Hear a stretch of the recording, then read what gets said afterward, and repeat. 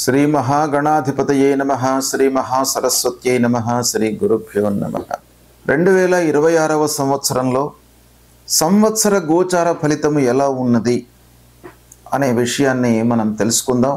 ప్రథమంగా ఈ సంవత్సరంలో అనగా 2026వ సంవత్సరంలో ప్రధానమైనటువంటి గ్రహాలు అంటే సంవత్సర ఫలితాన్ని ప్రభావితం చేసేటువంటి గ్రహాలు గురువు, శని, రాహువు, కేతువు. ఈ గ్రహాల యొక్క సంచారము స్థితి ఎలా ఉంది అనేటువంటి విషయాన్ని చూసినట్టయితే బృహస్పతి గురువు 5 డిసెంబర్ 2025 నుండి 1 జూన్ 2026 వరకు మిథున రాశిలో సంచరిస్తున్నాడు. ఇందులో 13 ఏప్రిల్ వరకు వక్ర మార్గంలో ప్రయాణం చేస్తూ 13 ఏప్రిల్ నుండి చివరి రోజులలో అంటే 13 ఏప్రిల్ నుండి 1 జూన్ 2026 వరకు రుజుమార్గంలో మిథున రాశిలో ప్రయాణం చేస్తున్నాడు. అంటే మొత్తం మీద ఈ సంవత్సరము 1 జూన్ 2026 వరకు మిథున రాశిలో గురు సంచారము ఉంది. తదనంతరం అంటే 1 జూన్ 2026 నుండి 31 అక్టోబర్ 2026 వరకు కర్కాటక రాశిలో ఉచ్చస్థానంలో సంచరిస్తున్నాడు. తదనంతరం సింహరాశిలోకి ప్రవేశిస్తున్నాడు. 31 అక్టోబర్ 2026 నుండి 24 జనవరి 2027 వరకు సింహరాశిలో సంచరిస్తున్నాడు. ఈ విధంగా గురువు యొక్క సంచారము ఈ 2026వ సంవత్సరంలో 3 రాశులలో సంచారము ఉంది. మిథునము, కర్కాటకము, సింహము. మిథునంలో కొంత భాగం వక్రరీత్యా ఉంది. అయినప్పటికీ నీ రాశి మారట్లేదు గనక ఓవరాల్గా మిథున, కర్కాటక, సింహ రాశుల్లో గురువు యొక్క సంచారము ఉంది. అదేవిధంగా శనేశ్వరుడు ఎలా ఉన్నాడు ఈ సంవత్సరము అని చూసినట్టయితే 29 మార్చి 2025 నుండి 3 జూన్ 2027 వరకు శని మీనరాశిలో సంచరిస్తున్నాడు. అంటే ఈ సంవత్సరం మొత్తం కూడాను మీనరాశిలోనే ఉంటున్నాడు, మీనరాశిలోనే సంచారం చేస్తున్నాడు. ఇందులో 21 ఆగస్టు 2026 నుండి 10 డిసెంబర్ 2026 ఈ మధ్య కాలంలో వక్రత్వాన్ని పొంది ప్రయాణం చేస్తున్నాడు శనైశ్వరుడు. ఇక రాహువు కుంభరాశిలో సంచరిస్తున్నాడు. 18 మే 2025 నుండి 5 డిసెంబర్ 2026 వరకు కుంభరాశిలో సంచరిస్తున్నాడు. ఈ 2026 చివరి భాగంలో కుంభంలో నుండి మకర రాశిలోకి ప్రవేశిస్తున్నాడు. అంటే సంవత్సరం చివరిలో ఒక 20 రోజులు మట్టుకు కుంభరాశి నుండి మకర రాశిలోకి సంచరిస్తున్నాడు గనక మకర రాశిలో ప్రయాణం చేస్తున్నాడు అన్నమాట చివరి భాగంలో. అదేవిధంగా కేతువు 18 మే 2025 నుండి 5 డిసెంబర్ 2026 వరకు సింహరాశిలో సంచరిస్తున్నాడు. చివరి 20 రోజులు సింహరాశిలో నుండి కర్కాటక రాశిలోకి ప్రవేశించి ఆ 20 రోజులు సంవత్సరం చివరి భాగంలో 20 రోజులు కర్కాటక రాశిలో సంచరిస్తున్నాడు. ఈ విధంగా బృహస్పతి, శనీశ్వరుడు, రాహువు, కేతువుల యొక్క సంచారము ఈ 2026వ సంవత్సరంలో ఉంది. 2026వ సంవత్సరంలో వృషభ రాశిలో జన్మించినటువంటి వారికి అంటే వృషభ రాశి జాతకులకు సంవత్సర గోచార ఫలితము ఎలా ఉంది అనే విషయాన్ని మనము తెలుసుకుందాం. అయితే ఈ వృషభ రాశి వారికి ప్రథమంలో అంటే 5 డిసెంబర్ 2025 నుండి 1 జూన్ 2026 వరకు ద్వితీయ స్థానంలో గురువు సంచరిస్తున్నాడు.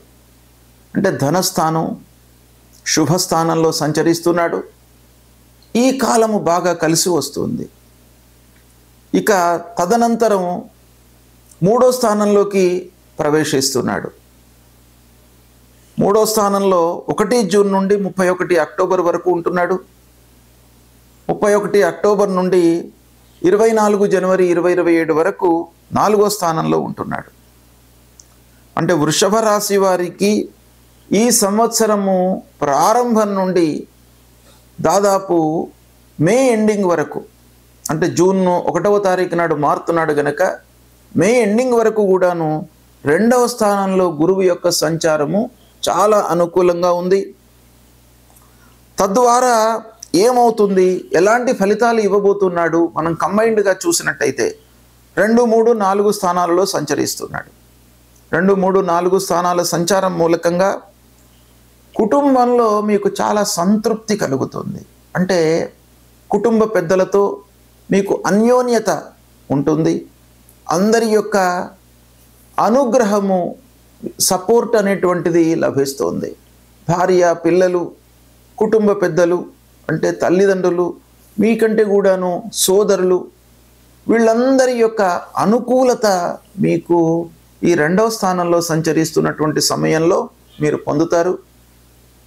కాబట్టి ఈ సమయం మీకు బాగా అనుకూలిస్తుంది. అంతేకాకుండా ధనస్థానం, మీ ఆదాయం కూడాను పెరుగుతుంది. సంతృప్తికరంగా మీకు డబ్బు వస్తుంది, చేతిలో నిల్వ ఉంటుంది. కొత్త పెట్టుబడులు పెట్టడానికి కూడాను అవకాశం బాగా ఉంటుంది. కొన్ని పనులు మీ మాట చాతుర్యంతో మీరు చేసుకోగలుగుతారు, పనులను పూర్తి చేసుకోగలుగుతారు. కాబట్టి ఈ 2వ స్థానంలో సంచరిస్తున్నప్పుడు మీరు చేసేటువంటి వృత్తి లోపల కూడాను, అంటే స్వయం వృత్తి లేదా ఉద్యోగంలో ఉన్నటువంటి వారికి కానివ్వండి, బిజినెస్ లోపల ఉన్నటువంటి వాళ్ళకి కానివ్వండి, మీకు బాగా కలిసి వస్తుంది, ఆదాయం పెరుగుతుంది. ఒక ఆప్యాయమైనటువంటి వాతావరణంలో ఉంటూ సంతృప్తిగా మీరు సంపాదించేటువంటి అవకాశాలు బాగా కనబడుతున్నాయి. ఓవరాల్గా ఆదాయం మీకు సంతృప్తికరంగా ఉంటుంది. ఈ 2, 3, 4 స్థానాలలో సంచరిస్తున్నటువంటి సమయము మీకు బాగా కలిసి వస్తుంది. ఇకపోతే గురువు చివరి లోపల 4వ స్థానంలోకి వస్తున్నాడు. 4వ స్థానము అర్ధాష్టమ స్థానం అవుతుంది. ఈ అర్ధాష్టమ స్థానంలో ఉన్నప్పటికీ ఉచ్చ స్థానంలోకి ఎంటర్ అవుతున్నాడు. అంటే గోచార రీత్యా ప్రతికూలమైనప్పటికీ స్థానము గురువు ఉచ్చ స్థానంలో ఉన్నాడు కాబట్టి ఉచ్చ స్థానంలో సంచరిస్తున్న సమయంలో, మిత్రస్థానాలలో సంచరిస్తున్నటువంటి సమయంలో మనకు ఆ గోచార ఫలితము, ఆ బ్యాడ్ ఎఫెక్ట్ అనేది కొంత తగ్గే అవకాశము ఉంటుంది. అదేవిధంగా 3వ స్థానంలో సంచరిస్తున్నాడు మధ్యకాలంలో, అంటే 31 అక్టోబర్ వరకు 3వ స్థానంలో ఉన్నాడు, 1 జూన్ నుండి. ఈ 3వ స్థానం కూడాను ఏంటంటే మిథునం, ఈ వృషభ రాశి వారికి కరకాటకం అవుతుంది. కాబట్టి ఇలా మనం ఓవరాల్గా చూసినట్టయితే గురువు యొక్క సంచారము వృషభ రాశి వారికి అనుకూలంగా ఉంది. ఇక శని 11వ స్థానంలో సంచరిస్తున్నాడు. మొత్తం ఈ సంవత్సరం మొత్తం కూడాను మీనరాశిలో ఉంటున్నాడు గనక, మీనరాశిలో గత సంవత్సరమే అంటే 29 మార్చి 2025 నుండే ప్రారంభమైంది. ఇది 3 జూన్ 2027 వరకు ఉంటుంది మీనరాశిలో. కాబట్టి ఈ 2.5 సంవత్సరాలు మీనరాశిలో ఉన్నంత వరకు వృషభ రాశి వారికి లాభస్థానంలో శని సంచారము, వృషభానికి అధిపతి శుక్రుడు శనీశ్వరుడికి మిత్రుడు, ఇలాంటి రాస్యాధిపతి మిత్రగ్రహమయ్యి ఏకాదశమైనటువంటి లాభస్థానం ఇందులో సంచరించడం అనేటువంటిది అద్భుతమైనటువంటి సంచారం. తద్వారా మీకు చాలా మంచి ఫలితాలు కలగబోతున్నాయి.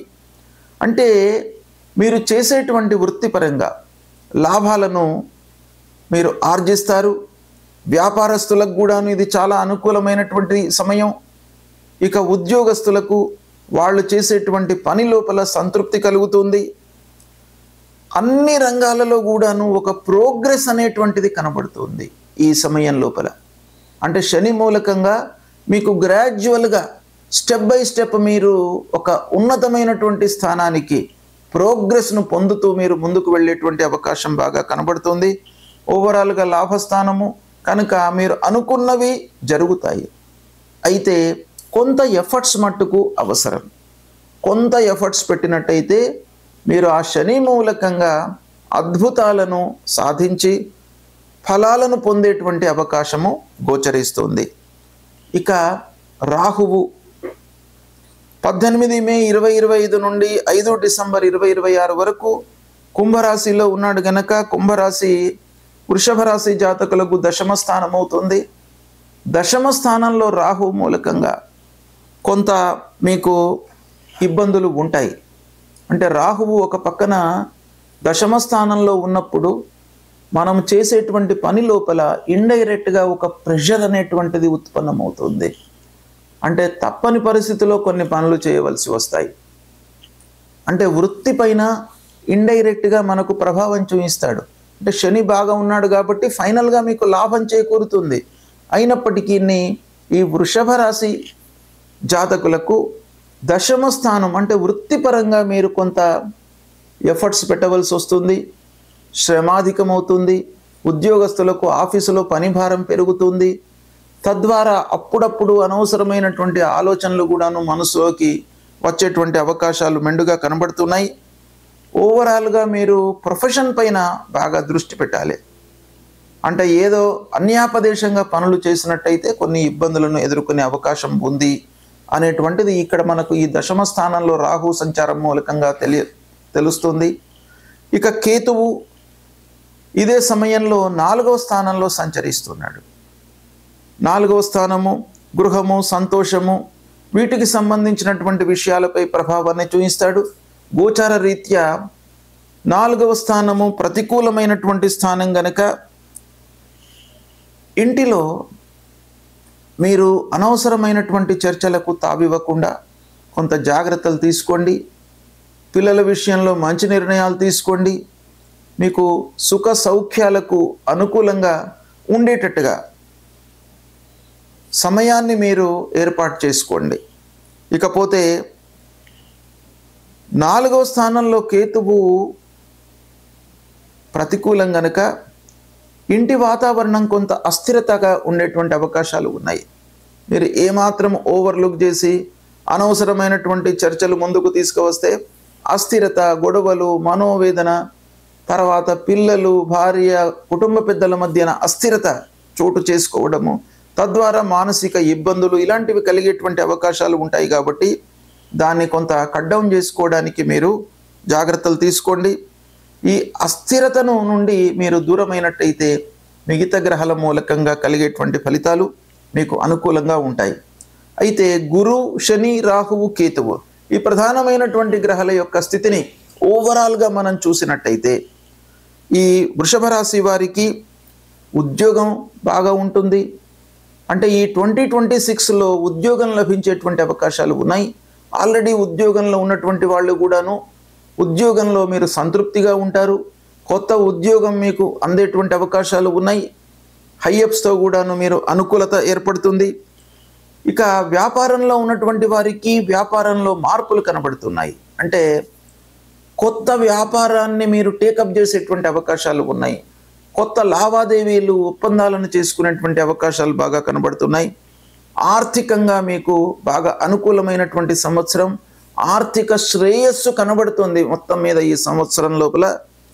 ఇలా ఓవరాల్గా ఈ 4 గ్రహాలను దృష్టిలో పెట్టుకొని మనం చూసినట్టయితే ఈ వృషభ రాశి వారికి ఈ సంవత్సరము 65% అంటే 65% శుభ ఫలితాలు కలగబోతున్నాయి అనేటువంటి విషయం మనకు తెలుస్తుంది. ఇక ఈ వృషభ రాశి వారికి 2026వ సంవత్సరంలో ఏ గ్రహాలు ప్రతికూలంగా ఉన్నాయి అనేటువంటి విషయాన్ని మనం చూసినట్టయితే 3, 4 స్థానాల్లో గురువు సంచరిస్తున్నాడు. ఇక రాహు దశమ స్థానంలో ఉన్నాడు, అర్ధాష్టమంలో కేతు ఉన్నాడు. ఈ గ్రహాలకు పరిహారం చేసుకోండి. గురువు నిమిత్తమై సద్గురువులను సందర్శించండి. దక్షిణామూర్తి స్తోత్ర పారాయణాన్ని చేయండి.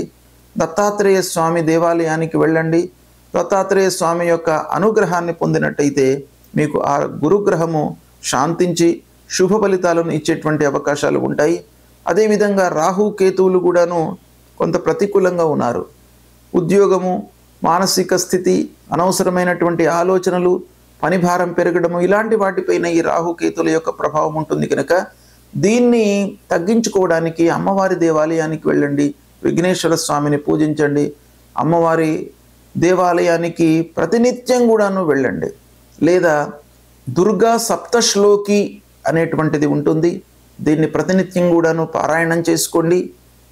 సంకటహర గణపతి స్తోత్రం ఉంటుంది, దాన్ని కూడాను మీరు ప్రతినిత్యం కూడాను పారాయణం చేసుకున్నట్టయితే ఆటంకాలు లేకుండా ఈ 2026వ సంవత్సరము శుభప్రదంగా మీకు కొనసాగుతుంది. శుభం.